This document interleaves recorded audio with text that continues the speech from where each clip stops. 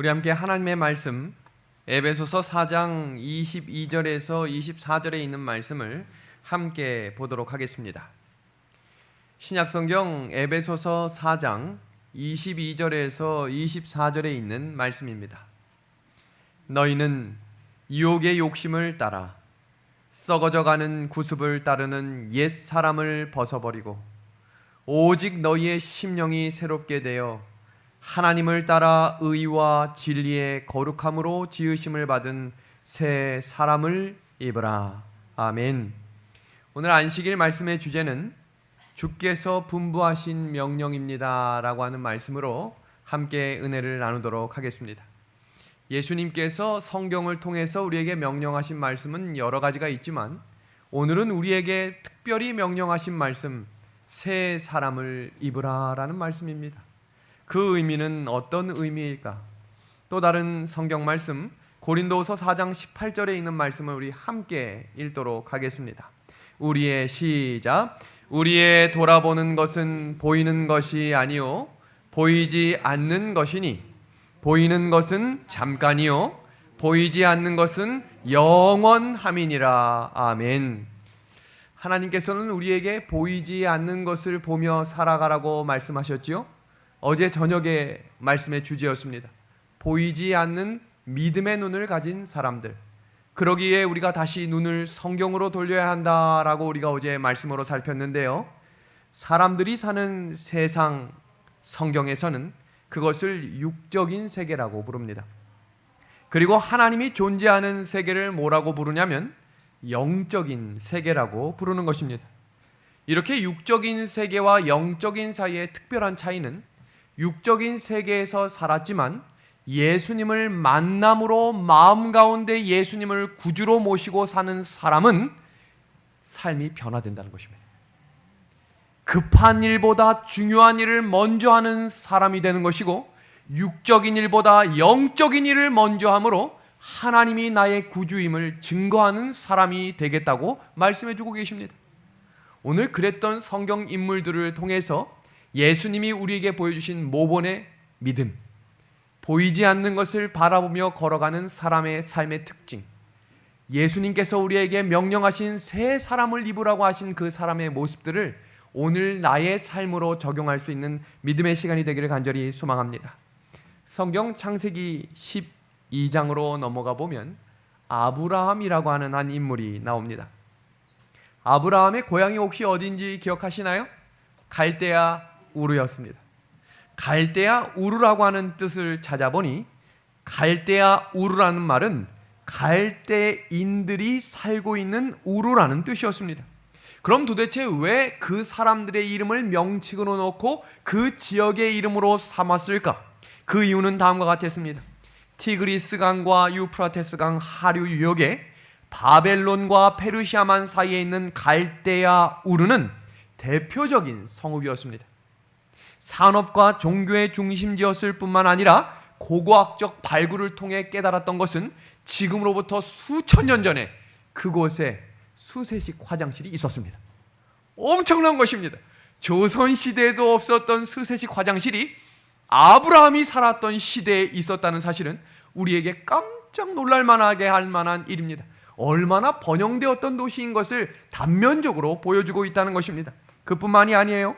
부유한 목욕탕과 부유한 고급형 건축물들이 가득했던 도시가 갈대아 우르였습니다. 그래서 그 당시에는 누구를 만나서 자랑하려고 하면 우리 집이 갈대아 우르야 라고 이야기했을 만큼 제일 잘 사는 동네, 가장 부유한 동네, 많은 사람들이 성공했다라고 하는 그 지칭, 거기가 어디라는 거예요? 갈대아 우르였습니다. 그래서 아브라함은 부족함이 없었어요. 부유했다 그랬어요. 가진 것이 많은 사람이었습니다. 그러던 어느 날 하나님이 찾아오셨지요. 그리고 아브라함에게 뭐라고 말씀하셨죠? 가라 그랬어요. 근데 문제는 뭐냐면 가는 건 가는데 어디로 가라고 말씀을 안 하시는 거예요. 가라는 것입니다. 창세기 12장 1절에 있는 말씀을 함께 보겠습니다. 창세기 12장 1절입니다. 여호와께서 아브라함에게 이르시되 너는 너의 고향과 친척과 아버지의 집을 떠나 내가 내게 보여줄 땅으로 가라. 참 감사했던 것은 아버지와 아내가 큰 불평 없이 함께 따라갔지요. 하란이라는 곳에 아버지를 장사 지낸 이후에 또다시 걸어갑니다. 그런데 그곳을 보면 갈 바를 알지 못하고 걸어갔다라고 이야기하는 것입니다. 참 곤란할 수 있었겠지요. 많은 것을 버려야 했습니다. 그러면 떠나야 할 때 아브라함이 가지고 갔던 것들은 무엇일까요? 성경은 그 내용을 명확하게 이야기하고 있지 않지만 떠나는 사람, 특별히 어디로 갈 줄 모르고 예수님이 인도하시는 대로 따라가는 사람의 특징은 가볍게 떠나는 것입니다. 지금 집에 있는 모든 것을 가지고 가는 것이 아니라 버릴 것을 버리고 가는 것입니다. 그래서 성경은 우리에게 예수님을 따라가는 사람들, 하늘을 향해 걸어가는 사람들을 일컬어 뭐라고 이야기했냐면 나그네라고 이야기한 것입니다. 아브라함은 고향이 있었던 사람인데 성경을 자세히 보면 고향에 돌아가지 않는 사람이 되었습니다. 오늘 이 말씀은 우리에게 상당히 중요한 메시지를 주고 있는 것입니다. 그가 있었던 고향이 어떤 곳이라고 했죠? 번영, 부유, 만족, 행복이었어요. 그런데 지금 아브라함이 현재 가고 있는 땅을 살펴보세요. 가나안 땅이었죠? 가나안 땅에 가자마자 무슨 일이 벌어졌는지 알고 계시지요? 기근이 일어났습니다. 가나안의 어려움에도 고향으로 돌아가지 않았습니다. 우리는 어려움이 있을 때 눈을 돌려 고향을 살피고 다시 한번 옛 추억에 빠져들며 회복을 얻으려고 하지요. 근데 아브라함은 그 고향 땅으로 가지 않았습니다. 오히려 애굽이라고 하는 반대편 길로 가서 아내를 빼앗길 뻔한 더 위험을 초래한 경험을 했을지라도 성경에서는 아브라함이 가지 않았어요. 그래서 한번 연도수를 따져보니까 아브라함이 부름을 받아 나온 나이가 75세였고 아브라함이 죽음을 맞이한 횟수가 175세였습니다. 그럼 무려 몇 년 동안 고향을 방문하지 않은 것이지요? 100년입니다. 도대체 무슨 연유로 아브라함은 고향을 가지 않았을까? 또 다른 사건이 일어났습니다. 아브라함이 무려 100년 동안 아들을 낳은 적이 없었습니다. 하나님이 약속하신 이후 그 후로도 10년 후에 아들을 낳습니다. 야, 그 당시 아들은 대단한 재산이었고 대단한 자랑거리였는데 무려 100세의 아들을 얻었으니 어디 가서 한 번쯤 자랑해 볼 만합니까? 고향 갈대아 우르 갈 만합니까? 근데 성경 어디에서도 갈대아 우르로 돌아갔다라는 구절이 없어요. 여기서 중요한 것은 단번 한 번만이라도 간 적이 없었다는 것이 중요합니다. 그곳을 떠나라고 하신 이유가 있었겠죠? 떠나라고 한 자리는 돌아가는 자리가 아닙니다. 왔다 갔다 하는 게 아닙니다. 갔다가 왔다가 마음이 동해서 다시 돌아가는 곳이 고향이 아닙니다. 성경이 이야기하는 고향은 홈타운이 아니라 세상과 쾌락의 자리입니다. 떠난 사람은 다시 문제가 있더라도 돌아가지 않는다는 것을 의미하는 것입니다. 또 한 번의 사건이 일어났죠. 어떤 일이었죠? 며느리를 선택할 때 고향으로 돌아가지 않습니다. 어떤 일이었어요? 노종이었던 한 종 신실한 종 엘리에셀을 고향으로 보냈지요. 그때 엘리에셀이 이렇게 질문합니다. 주인님, 만일 여자가 저를 따라서 이곳으로 오려고 하지 않으면 어떻게 할까요? 제가 고향으로 도련님 이삭을 모시고 가서 아내를 데리고 오면 어떨까요? 했지만 아브라함이 허락해요, 안 해요?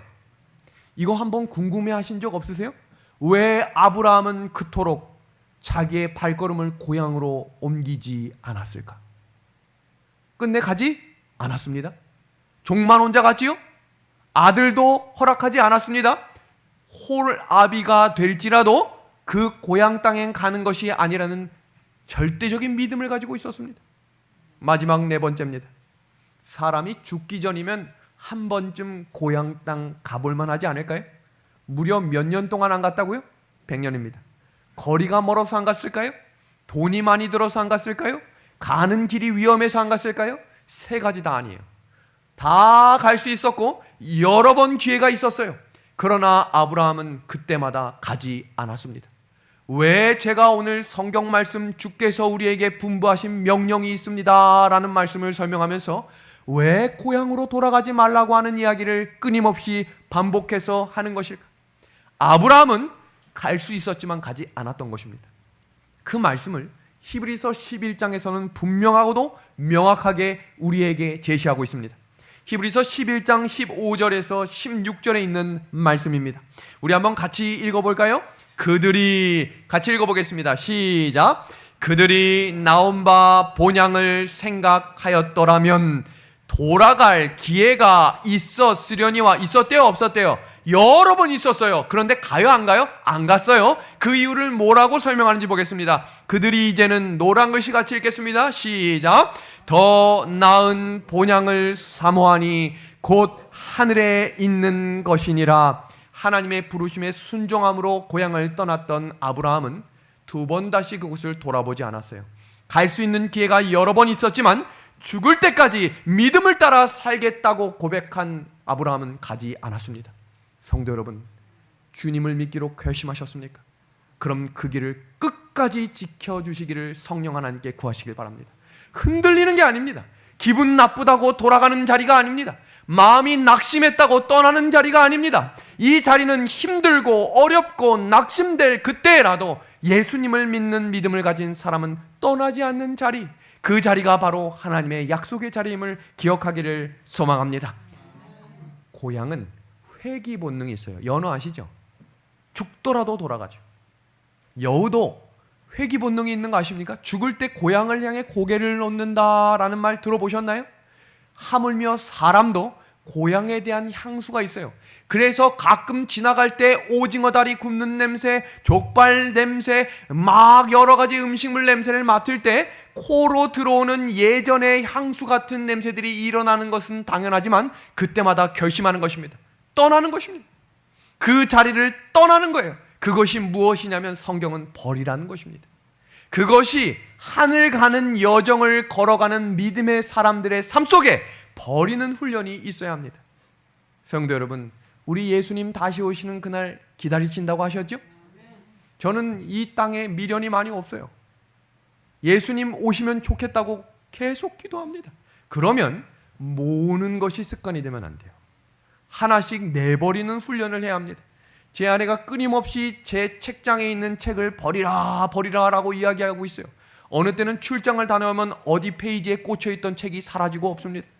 그럼 때때로 속상했지만 이제는 제가 결심했어요. 버리는 것입니다. 이사 갈 때 버리고, 이제는 그런 버리는 훈련이 눈에 있는 것, 보이는 것만 버리는 것이 아니라 악독과 이기심과 시기와 비방과 버려야 될 여러 가지 것들을 버리는 훈련을 하는 것을 가르쳐 주시기 위해 아브라함에게 떠나라고 말씀하셨고, 그 아브라함은 고향으로 돌아가지 않았던 것입니다. 성도 여러분, 믿음으로 산다는 것은, 하나님의 자녀로 산다는 것은 더 나은 본향을 사모하는 삶을 산다는 말입니다. 이어지는 성경 인물 모세는 가진 것과 누릴 수 있는 권력과 권세가 많았지만 그 자리를 떠났습니다. 어제 저녁에 우리가 함께 살폈던 베드로 인물 기억하시죠? 베드로가 예수님을 철저하게 완벽한 풀타임 제자로 따라갔었던 그때는 번영했던 때였음을 기억하셔야 합니다.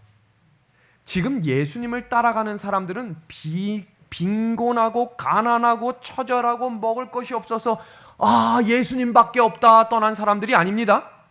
부유했고 가진 것이 많고 모든 것이 약속돼 있었던 사람들은 그 모든 것을 내려놓고 떠났습니다.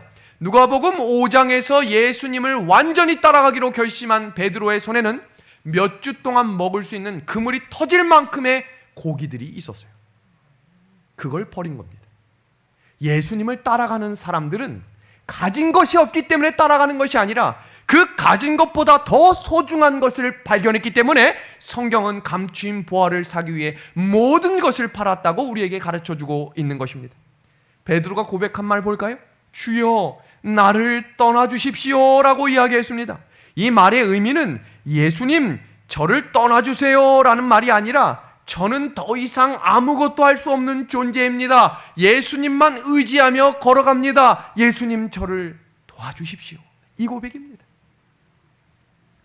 그래서 나아가 마태복음 19장 29절은 뭐라고 이야기하나 한번 보겠습니다. 지금 보시는 이 두 개의 성경 구절은 오해하시면 안 되는 구절입니다. 한번 보겠습니다. 또 내 이름을 위하여 집이나 형제나 자매나 부모나 자식이나 전토를 벌인 자마다 여러 배를 받고 또 영생을 상속하리라. 마태복음 5장 30절입니다. 또한 만일 내 오른손이 너로 실족하게 하거든 뭐라고 되어 있어요? 찍어 내버리라 라고 되어 있습니다. 굉장히 극단적으로 보이는 말씀이지요. 이 말씀은 있는 말씀 그대로 갖다 버리라는 말이 아닙니다. 손이 잘못했다고 해서 손을 잘라내란 말이 아니에요. 그 의미는 다음과 같습니다. 하나님께 대한 전적인 헌신을 위해서는 삶의 우선순위를 정해야 한다는 것입니다. 하나님보다 자녀가 먼저 되어서는 안 된다는 것입니다. 그 자녀를 하나님께 맡길 수 있는 우선순위의 믿음을 가지라는 것입니다. 우리의 재산이 우리의 것이 되어서는 안 된다는 것입니다. 혹시 무소유라고 하는 한 책을 읽어보신 적 있으시죠? 대한민국에 몇 년 전에 굉장한 베스트셀러였습니다. 한 스님이 한 사람이 아주 비싼 난을 선물로 주었습니다. 원래 없었던 난을 누군가 선물로 주었기 때문에 얼마나 잘 키워야 된다는 부담이 있었을까요? 근데 이분이 이렇게 이야기했어요. 두 가지 주의할 만한 사항이 있는데, 첫 번째는 물을 너무 자주 주셔서는 안 되고 절대로 햇빛이 직선으로 들어오는 광선을 쬐어서는 안 됩니다 라는 이야기를 들었습니다. 없을 땐 몰랐는데 있을 때 신경이 쓰여요, 안 쓰여요? 신경이 쓰이겠죠? 그런데 어느 날 계속해서 비가 내리다가 그늘이 잡혔을 때 난을 밖에 잠시 내어놨습니다. 근데 밖에 볼 일이 있어서 나갔는데 걸어 다니다가 갑자기 햇빛이 쨍 하고 뜬 것입니다. 갑자기 무슨 생각이 떠올라요? 난을 내가 지금 어디다 내놓고 왔는데? 밖에 내놓고 왔는데 지금 할 일은 너무나 많이 남았는데 지금 뭐부터 신경을 쓰는 거예요? 난부터 신경 쓰고 가는 겁니다. 그때 이분이 깨달은 이야기를 이렇게 기록해놨습니다. 가진 것이 많다고 행복한 것이 아니며 가진 것이 모든 것을 책임져 주는 것도 아니다. 제가 오늘 이 이야기를 하는 이유는 우리가 가진 것 때문에 하나님을 멀리하게 된다면 그것을 뒤로 내려놓을 수 있는, 버릴 수 있는 우선순위의 용기가 필요하다는 말씀입니다. 오늘 예수님이 우리에게 명령하신 말씀, 예수님을 따르는 길에는 버려야 따라갈 수 있다라고 설명하고 있는 것입니다. 그래서 성경 마태복음 6장 33절은 그 말씀을 우리에게 이렇게 권면하고 있는 것입니다. 이 말씀 한번 같이 읽어볼까요? 너희는 시작. 너희는 먼저 그의 나라와 그의 의를 구하라. 그리하면 이 모든 것을 너희에게 더하시리라. 이 말씀을 왜 하셨는지를 아셔야 해요. 어떤 배경에서 어떤 상황에 어떤 사람들한테 하신 것일까? 그 내용을 좀 잠시 설명드립니다. 산상수훈, 산에서 무리들과 제자들이 있었을 때 예수님을 그냥 따르는 사람들, 세상과 예수님께 발을 걸쳐놓은 사람들과 전적으로 예수님을 따르는 사람들에게 예수님이 하신 말씀입니다. 그때 예수님이 뭐라고 이야기하셨냐면 재물에 대해 가르쳐 주십니다. 그리고 두 번째는 염려에 대해서 가르쳐 주십니다. 그리고 네 번째는 의식주에 대한 염려는 부질없다라고 가르쳐 주셨습니다. 먹고 마시고 사는 모든 문제를 하나님이 책임져 주시겠다라는 것입니다. 그리고 뭐라고 이야기하냐면 그것을 염려하는 사람들에게 뭐라고 말씀하셨냐면 믿음이 적은 자들아라고 이야기하고 있는 것입니다. 그리고 그리스도인과 비그리스도인의 재물관을 설명하시면서 그의 나라와 그의 의를 구하라라고 이야기하셨어요. 그래서 마지막 결론으로 뭐라고 하시냐면 그러므로 내일 일을 염려하지 말아라라고 말씀하는 것입니다. 이 말씀을 총정리해드리면 믿음이 적은 사람들은 먹고 살고 쓰는 것에 대해 염려하는 사람들을 뭐라고요?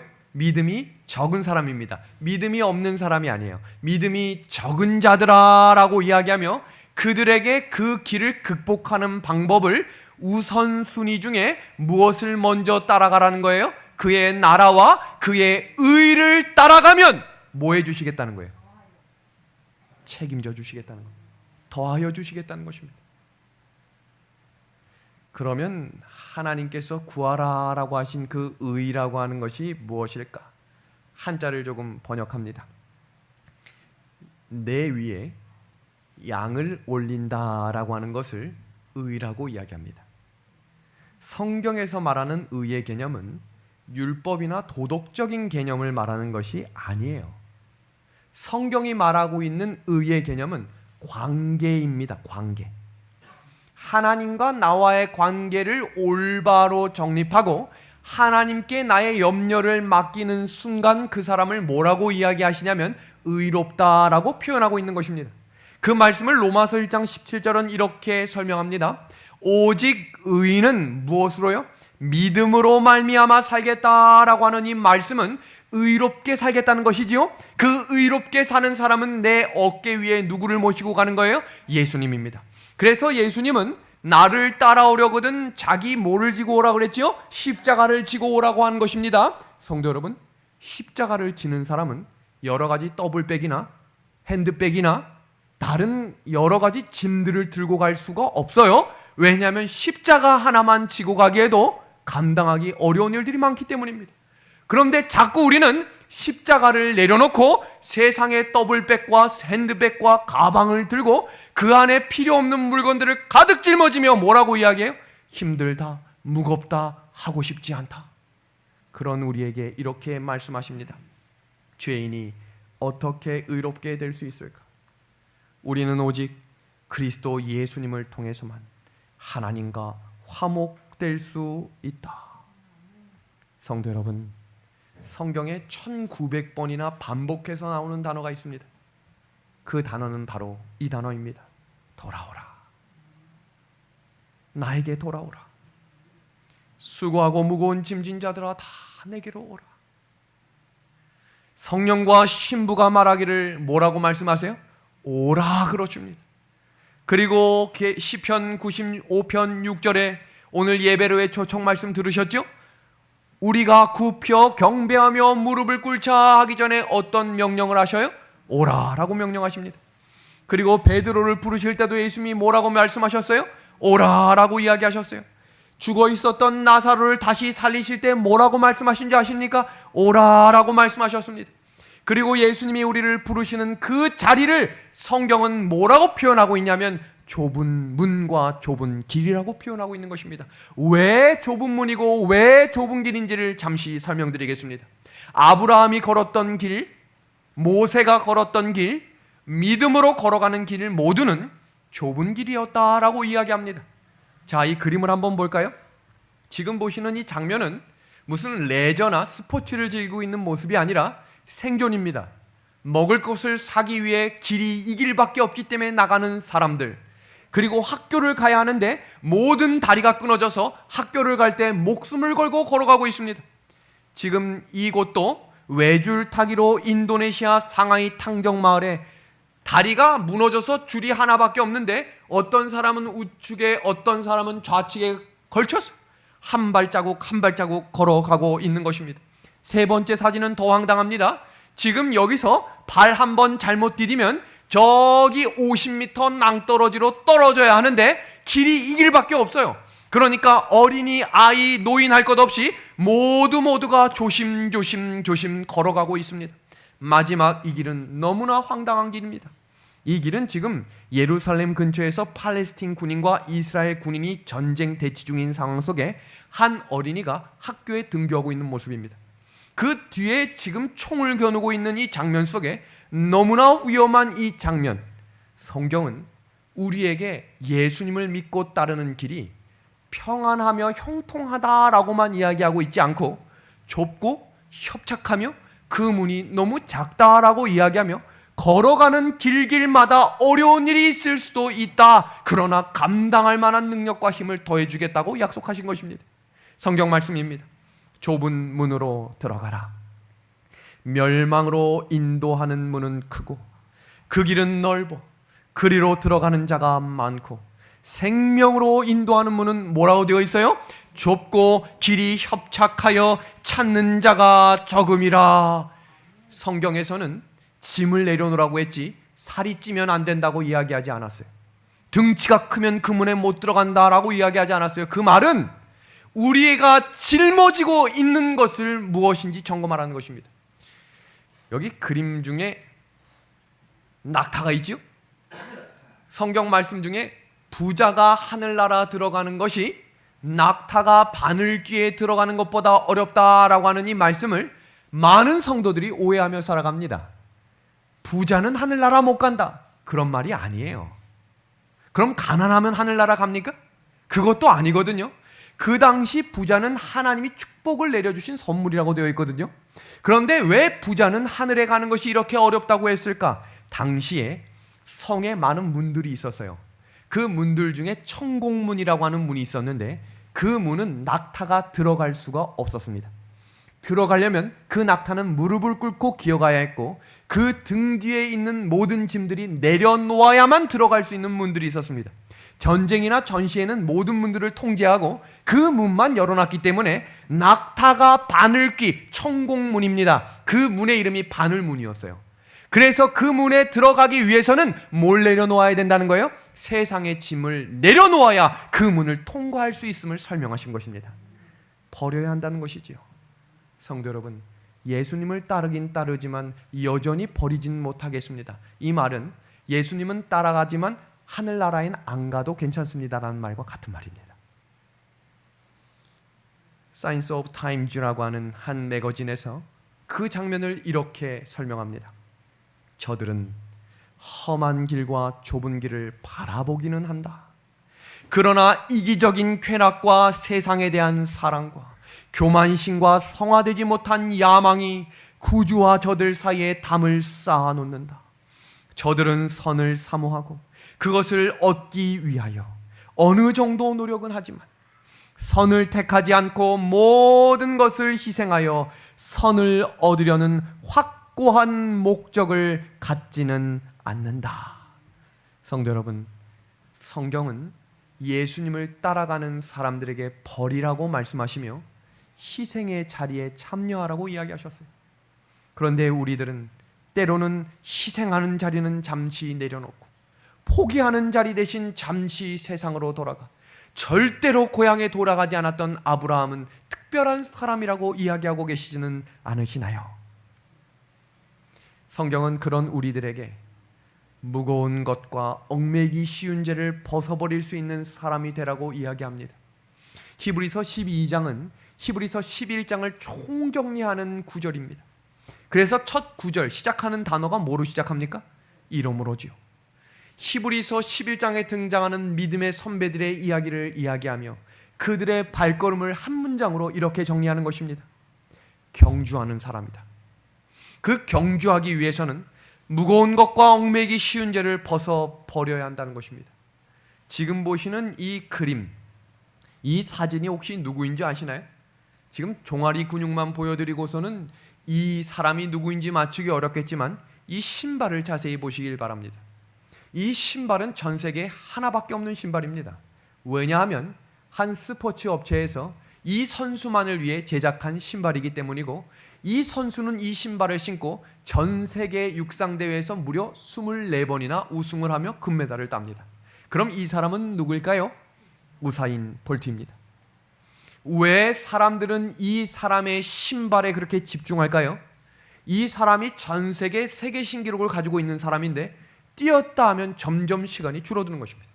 근데 이 선수가 인터뷰 때 뭐라고 이야기하냐면 이 신발을 신고 나니 내가 더 빨라지는 것 같습니다. 그래서 한편에서는 광고다라고 이야기했지만 실제로 그 신발의 무게와 경량을 재보니 세계에 있는 육상 신발 중에 제일 가볍게 제작을 해놓은 거예요. 운동선수의 복장을 보십시오. 지금 이 선수가 멋있는 양복을 입고 슈트 광고를 찍겠다고 하고 뛴다고 하면 사람들이 제정신이냐라고 생각하겠죠? 갑자기 내가 세상에서 제일 좋아하는 보물이라며 주머니에 이만한 금덩이 2개를 넣고 뛴다고 생각해 보세요. 사람들은 이 사람을 미쳤다고 이야기할 것입니다. 성도 여러분, 신앙의 길을 걸어가는 믿음의 성도들에게 예수님은 새 사람이 되라고 이야기하며 버리라고 말씀하셨죠. 그리고 그 사람들의 길을 뭐라고 설명하고 있죠? 경주하는 사람이다라고 이야기했습니다. 이 말을 히브리서 11장에서는 계속해서 반복해서 쓰는 단어가 있습니다. 그것은 아브라함의 때에도, 야곱의 때에도, 다윗의 때에도, 예수님의 때에도 똑같이 적용되는 단어들입니다. 한번 들어보시겠습니까? 창세기 23장 4절에 아브라함이 사라를 무덤에 묻어두고 장례를 치른 후에 이렇게 고백합니다. 나는 당신들 중에 나그네요 거류하는 자니 라고 이야기했어요. 그리고 야곱이 창세기 47장 8절에 자기 인생을 돌아보며 이렇게 고백합니다. 나는 나그네 길의 세월이 130년이므로 너무나 힘든 시간이었다라고 고백했어요. 예수님께서도 사람들에게 자신을 소개할 때 뭐라고 이야기하셨냐면 마태복음 25장 35절에 이렇게 말씀하십니다. 내가 줄일 때에 너희가 먹을 것을 주었고 목마를 때에 마시게 하였고 나그네 되었을 때에 나를 영접하였다. 그래서 히브리서 11장 13절을 표준 세번역으로 일컫는 성경 말씀입니다. 이 사람들은 모두 믿음을 따라 살다가 죽었습니다. 그들은 약속하신 것을 받지는 못했지만 그것을 멀리서 바라보고 반겼으며 땅에서는 길손들과 나그네 신셈을 고백하였습니다. 성도 여러분, 우리들도 나그네일까요? 성경은 베드로전서 2장 11절에 예수님을 믿는 사람들의 삶도 나그네라고 이야기했습니다. 그 말씀 한번 같이 읽어보겠습니다. 사랑하는 자들아, 시작. 사랑하는 자들아, 거류민과 나그네 같은 너희를 권하노니 영혼을 거슬러 싸우는 육체의 정욕을 제어하라. 나그네라고 이야기했죠. 나그네는 몇 가지 특징이 있습니다. 그 첫 번째는 낯설고 불편한 게 나그네입니다. 제가 청년들을 이끌고 해외 봉사대를 캄보디아나 또 필리핀이나 여러 나라를 다닐 때 처음에 모두 신이 납니다. 비행기를 탔기 때문이죠. 하루 이틀만 지나면 모두가 배탈이 나거나 힘이 들기 시작합니다. 물이 안 맞죠? 제가 인도 해외 봉사대를 갔을 때는 물을 우물에서 길러야 됐는데 그 우물이 꾸정물이에요. 씻는 것도 어렵고 먹는 물이 없어서 다 사다 먹는데 아껴 먹어야 합니다. 그래서 어느 정도였냐면 한 사람이 세수한 것이 8명까지 가야 되기 때문에 가능하면 비누를 쓰면 안 되는 정도. 불편하죠? 그게 나그네입니다. 지금 우리 집이, 지금 나의 삶이 너무 평안하면 나그네의 삶을 잊고 지내고 있다는 것을 기억하셔야 됩니다. 불편해야 되는 것입니다. 왜냐하면 나그네는 떠나야 할 곳이 있기 때문에, 이곳에 온전히 정착해서 사는 사람이 아니기 때문에, 부르신 곳으로 이동해야 되는 사람이기 때문에 불편하고 낯선 것을 감안하고 사는 사람이라는 것입니다. 그리고 나그네의 인생은 유혹이 많습니다. 집장촌이나 많은 유혹거리가 많은 모텔이 많이 우거진다 표현이 이상하죠. 많이 이렇게 자리 잡고 있는 자리의 상황을 보시면 시외버스 터미널 근처거나 기차역 근처입니다. 왜 그럴까요? 나그네들에겐 유혹이 많은 것입니다. 제가 신학과 시절에 시골을 내려가기 위해서 청량리역을 9시 넘어가면 할머니나 조금 연세 드신 분들이 청년 놀다가 처음에 무슨 의미인지 몰랐어요. 뭐하고 놀라는 거지? 이렇게 생각했더니 알고 보니 다 그쪽 지역이 지금은 다 없어졌지만 집장촌 근처였습니다. 유혹이 많은 것입니다. 그래서 우리를 나그네라고 생각하고 공격하고 싶어하는 사단은 넘어뜨릴 수 있는 유혹을, 갖가지 미혹으로 우리를 넘어뜨리게 될 것입니다. 그리고 세 번째는 서러운 일이 많을 것입니다. 꼭 어디 선교 활동을 가거나 어디 떨어져 있을 때 아파본 경험 있으신가요? 제가 대학교 시절에 대학교 2학년 시절에 같은 방원 형님들은 다 수학여행을 떠나고 혼자 있는데 장염이 걸린 것입니다. 수업을 이틀째 못 들어갔는데 아무도 와주는 사람이 없는 거예요. 너무 서럽고 외로웠어요. 제가 필리핀 해외봉사대에 갔을 때도 선교활동이 다 끝났는데 그 당시에 신종플루가 유행했던 적이 있었어요. 신종플루는 아니었지만 큰 고열과 아픈 상황이었는데 모두 관광을 나가버렸어요. 그러니까 혼자서 이 물수건을 짜고 이렇게 올려놓고 있는데 서러운 거예요. 왜요? 나그네이기 때문이에요. 우리가 이 땅을 살아가면서 서러운 건 당연한 일이에요. 유혹을 경험하는 것, 불편한 것, 그런 일들을 경험함으로 뭐하는 훈련을 하는 거예요? 가진 것을 버리는 훈련을 하는 것입니다. 왜 갓 태어난 아기가 우는 줄 아시나요? 한 신문에서 유모에 대한 이야기지만 아주 공감이 되는 이야기여서 제가 한번 가지고 와봤습니다. 왜 갓 태어난 아기가 이렇게 앙 하고 우는 줄 아시나요? 평생 짊을 생각하니 기가 막혀 운다라고 되어 있는 것입니다. 근데 그 말이 왜 이렇게 공감이 되는지, 이 아이는 모르지만 그 짐이 평생 짊어져야 된다는 거예요. 사람이 철이 든다는 말은 인생의 짐을 느끼기 시작했다는 말과 같습니다. 평생 새로운 짐을 져야 하고 점점 더 무거운 짐을 져야 합니다. 고등학교 3학년 시절의 학생은 지금 내가 제일 힘들다고 생각하지만 조금만 시간이 지나면 더 무거운 짐이 있다는 것을 알게 될 것입니다. 군대에 있는 청년은 내가 왜 이렇게 무겁고 힘든 짐을 지고 있나라고 생각하지만 저녁만 해보세요. 더 큰 짐이 기다리고 있을 것입니다. 이렇게 우리들은 점점 무겁고 새로운 짐들을 경험하며 살아가고 있습니다. 그런데 누구도 그 짐을 내려놓으라고 하는 사람이 없다는 것입니다. 뭐라고 이야기해요? 아내들이 여보 출근하지 말고 좀 쉬세요. 이런 아내 제가 못 봤어요. 어떤 부모도 얘야 공부 좀 그만하고 쉬어라. 이런 부모 많이 못 봤어요. 어떤 남편도 여보 밥 좀 그만하고 이제 좀 쉬어요. 이런 사람 잘 못 봤어요. 어떤 사장님이 직원에게 일 좀 그만하고 이제 쉬어. 이런 사람 못 봤어요. 다들 뭐라고 이야기하냐면 더 많은 짐을 지고 더 많은 요청을 하며 더 많은 요구를 하며 왜 이거밖에 못하냐고 이야기하는 것이 세상입니다. 죽는 순간까지 남의 눈치 보다가 내 짐이 얼마나 무거운지도 모르고 살아가는 사람들, 그런 인생인 우리에게 예수님이 필요한 것입니다. 그래서 예수님은 우리의 짐을 짊어질 수 있는 유일한 분임을 소개하시며 시편은 우리에게 이렇게 권면합니다.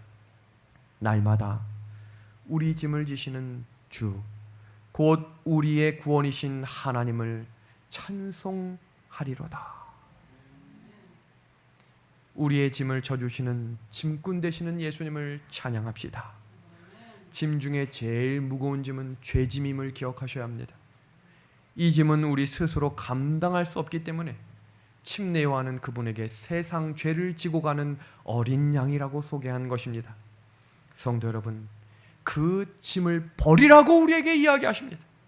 우리 노란 글씨를 큰 목소리로 함께 읽어보겠습니다. 시작. 옛사람을 벗어버리라. 또 뭘 버리라고 되어 있어요? 거짓을 버리라. 그 다음 또 뭘 버리라고 되어 있어요? 모든 악의와 함께 버리라. 또 뭘 버리라고 되어 있어요? 망령되고 허탄한 신화를 버리라. 또 뭘 버리라고 되어 있어요? 이 세상 정욕을 다 버리라. 또 뭘 버리라고 되어 있어요? 시기와 모든 비방하는 말을 버리라. 왜요? 성경과 조화되지 않는 것들을 가지고 가면 예수님이 우리 짐을 짊어지실 수가 없기 때문이에요. 그래서 이 짐들을 버리고 와야 뭔 사람이 되는 거예요?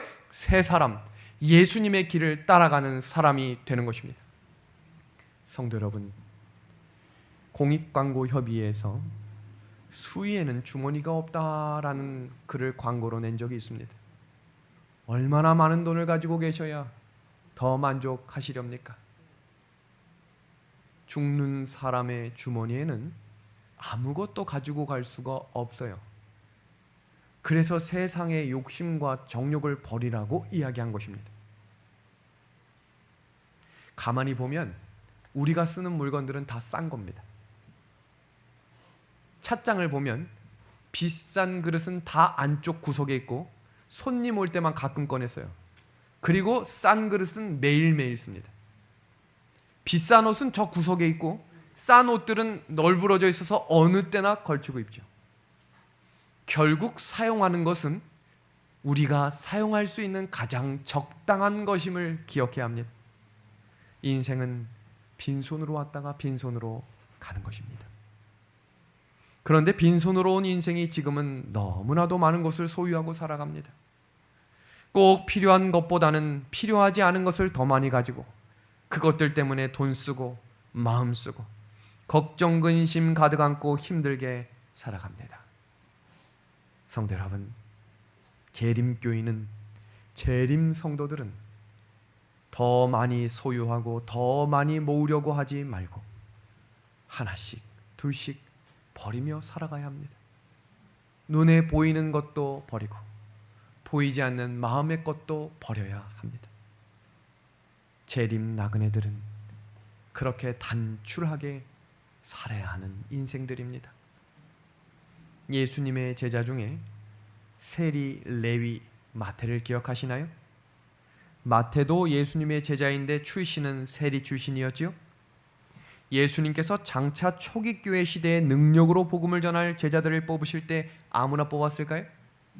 성경은 중심을 보았다라고 이야기했습니다. 그 당시 세리 직업은 남을 속여 돈을 배로 남겨 먹는 사람들이 세리였어요. 그래서 삭개오하고 같은 동급입니다.